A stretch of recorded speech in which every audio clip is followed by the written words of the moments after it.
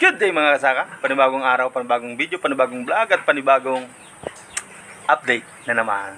So, kanina pa ako paulit-ulit ng record gumagawa ng video para may upload sa aking YouTube account. Pero unfortunately, hindi siya nasa-save, hindi ko alam kung bakit. So, ngayon hapon na naman. So, eto nga pala yung aking 10 fattening, no? Palabas na siya at naghahanap na lang ako ng buyer. So may mga nakuha naman ako, gustong kunin ng 140 yung live weight. Pero dito sa Albay, ang tumatakbo talaga is 160.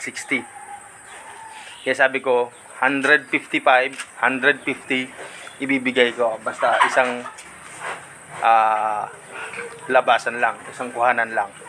Walang tira-tira, walang 5 ngayon, 5 bukas, wala. Dapat isang kuhanan lang, ibibigay ko ng 150.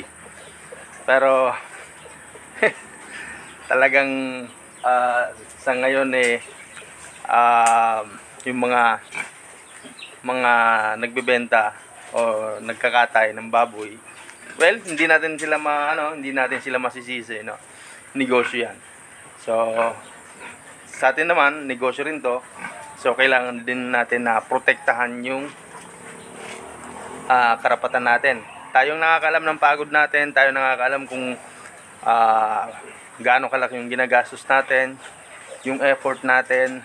So, tayo ang mag-decide ng presyo kung saan tayo hindi malulugi.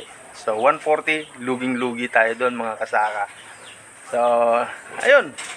Hindi ko binigay, maaga pa naman, may oras pa. So may 2 linggo pa bago mag Christmas and may New Year pa. So mauubos din yung mga fattening na yan dito.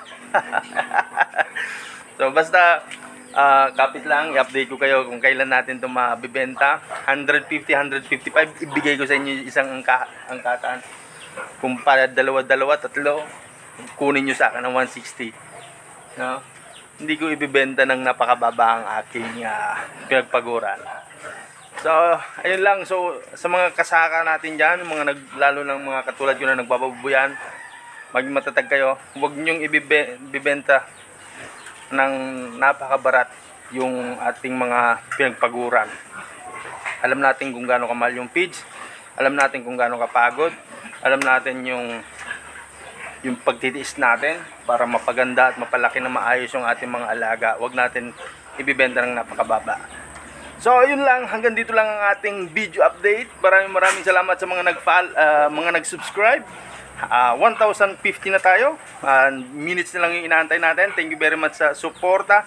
Ingat kayo lagi. Lagi magpalakas. Iwas anuman na sakit. This is Edgar, simpleng magsasaka from Bicol. Cheers guys! Peace! Laging tandaan sa simpleng pamumuhay, masaya ang buhay. Araw nyo to, araw ko to, araw natin to.